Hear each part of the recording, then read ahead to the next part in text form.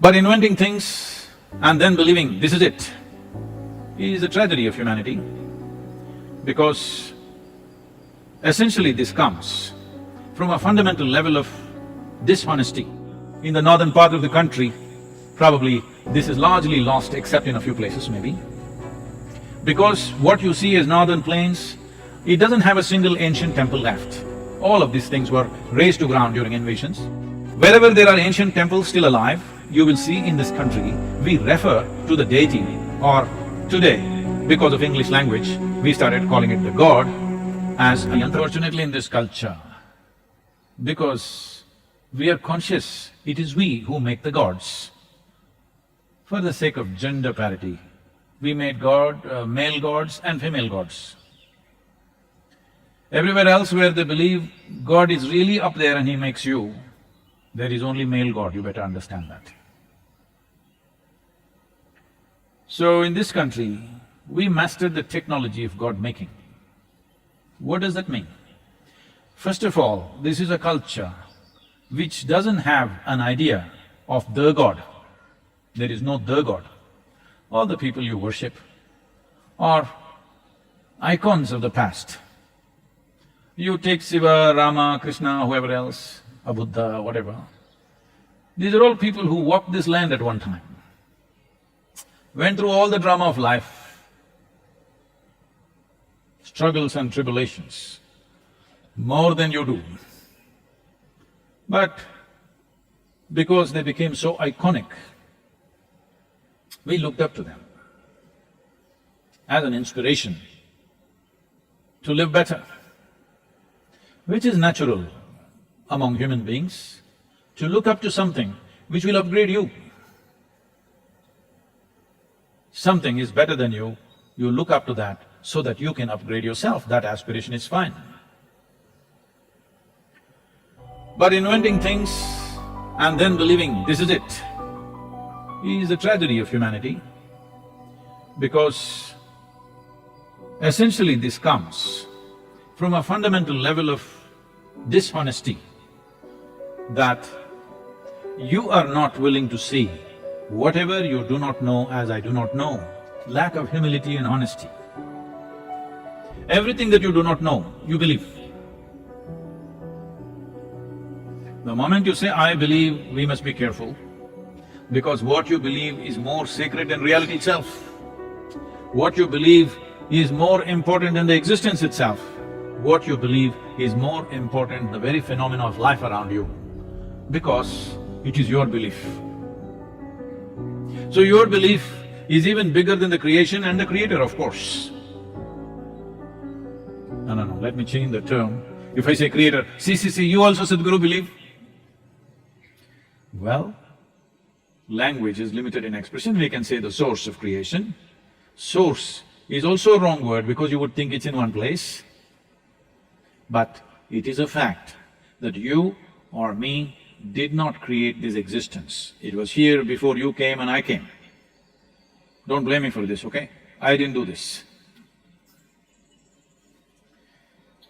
Now, having said that, what is the purpose of God making?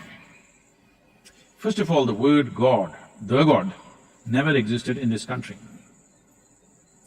We are only looking at how to make things work. Because in this culture, you've always been told your life is your karma. Karma means you're doing. When I say, this is my karma, what it means is, this is my making.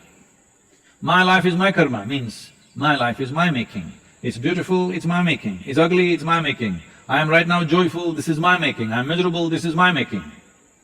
Understanding that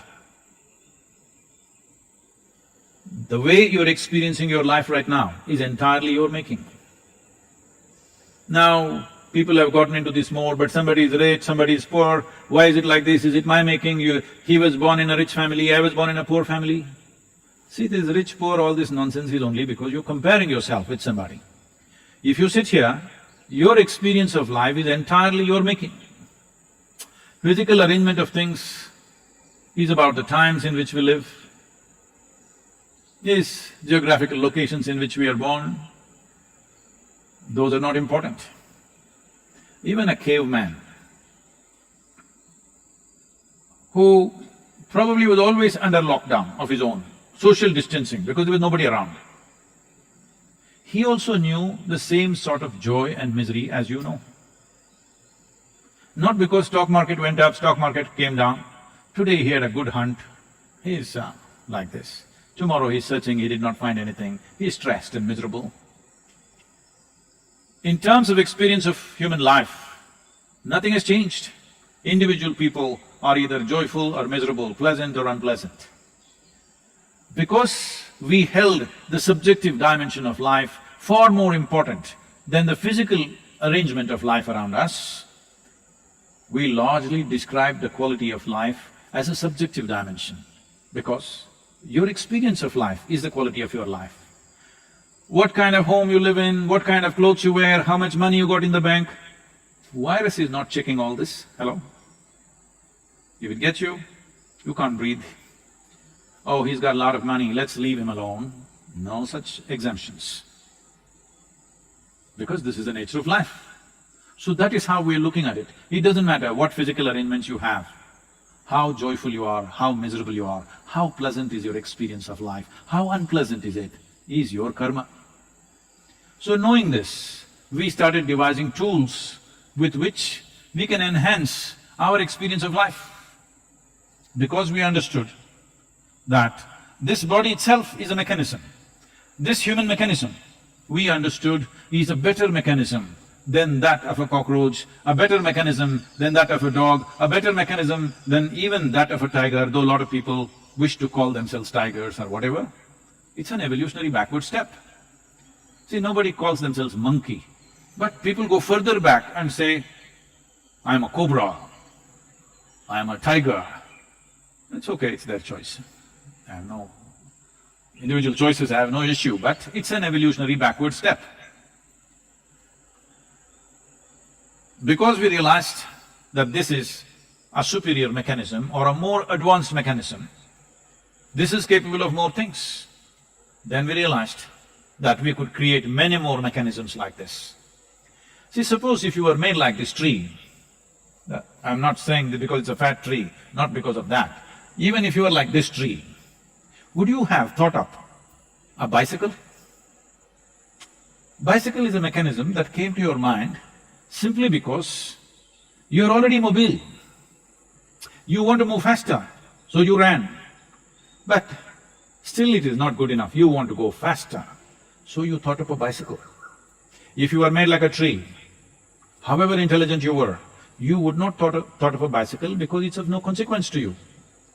Because you're mobile, you want to go faster, you came up with a mechanism. A mechanism like this or a machine like this is referred to as a yantra. So we started creating yantras of various kinds. Well, in the physical world, a bicycle, a motorcycle, a car, an airplane, now spacecrafts going elsewhere, all this stuff. But this is the outer world. In the subjective dimensions, we started creating instruments or machines or yantras. Well, in the northern part of the country, probably this is largely lost except in a few places maybe. Because what you see as northern plains, it doesn't have a single ancient temple left. All of these things were razed to ground during invasions. They've just put up small makeshift temples here and there, and they're managing with that. Only in the Himalayan folds or deep in the east, where invasions did not go, you find ancient temples like Kamakya or Uttar Kashi or Gupta Kashi. These are ancient temples where invasions did not go. But the rest of the Gangetic plain, Punjab, Gujarat, all these places, totally wiped out. It's only in southern India you really see ancient temples, and in the east like Puri and few other places. Wherever there are ancient temples still alive, you will see in this country, we refer to the deity, or today, because of English language, we started calling it the god, as a yantra. This usage of this word is still very much prevalent in southern India. We refer to the deity as yantra. That means we're calling the deity as a machine. We're calling it a machine. Because a machine is just a complex arrangement of forms. A form is a yantra. The basic form was always seen as a triangle. From that we created many complex forms and we made them function for our benefit. Well, there are many dimensions to this, very difficult to explore with the clock ticking. But to put it in the right context, these are dimensions with which you can open up a new possibility, a new window into creation. You are not inventing anything, you are just enhancing your tools of perception so that you can experience and perceive dimensions that you would have not otherwise experienced.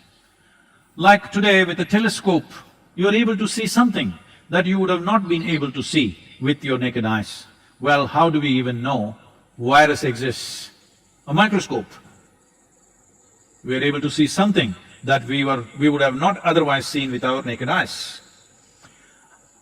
100, 200 or 500 years ago, if the virus came, most people in many parts of the world would believe it's God's wish, God is angry with us and killing us like this. That's what they would think and that's what they thought. Today, because our perception is enhanced with machines that we have created, we know this is a particular type of virus, what is its nature, how colorful it is, everywhere on the television channels, everywhere virus is floating around. We know its form, shape, color, everything. Similarly, in subjective dimensions, we opened up this possibility. In many different ways, this can be used in a very powerful way. This is how the deities came into existence. In that context, I said, we know the technology of God-making. Well, we have Bhairavi, we have Dhyanalinga. Ask people what is their experience of the Devi and the Dhyanalinga. For many people, it's more than their life because it's opened up dimensions that they never imagined possible in their life. Well, there will be people who'll say, oh, what has it opened up? How do you know? How will you know? If I look through the telescope and I say, I see this, I say, no, all you're seeing is you're just having a long metal tube and fooling us. Till you put your eye into it, you don't know. So here, it is not your eye, you have to put your heart into it, otherwise you don't know. Well, anyway, because this needs anything that you see, anything that you realize, today needs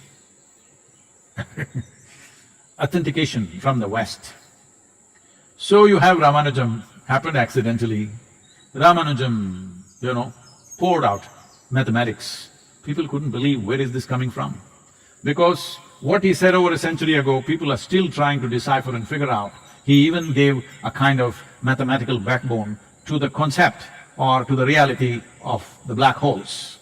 When there was no concept of black holes in the scientific community, he gave the math, he just poured out mathematics. People asked, where is this coming from? He said, my Devi bleeds mathematics. He used his Devi to open up the mathematical dimension. If you do not know this, in this culture, for every aspect of life, we have a certain deity, for everything. Because the idea was to create, to find access, to create a tool, to create a window or to create a mechanism through which you could access that dimension of life. So this is a culture where we believed in only one thing, human ingenuity to create many possibilities. There is no looking up and saying, dear God, save me, protect me. This is a recent happening because everybody else claiming our God is taking care of us, we also had to make up something. Otherwise, always you were told, this is your karma. Either you make this wonderful or you make this miserable, it's up to you. There is nobody else intervening with this. It is your karma. Nobody, not your father, not your mother, not your God, not your angels, nobody can do anything to you. You can use all for your well-being, to create well-being, but essentially it's your karma. Your parents are one ingredient, your children may be another ingredient, your spouse may be another ingredient. Your temple, your prayer, your mantra, your yoga are different ingredients of life. You can use this to make this into a wonderful piece of life, or you can use this to make it into a miserable piece of life. So based on this is the science of God-making, technology of God-making.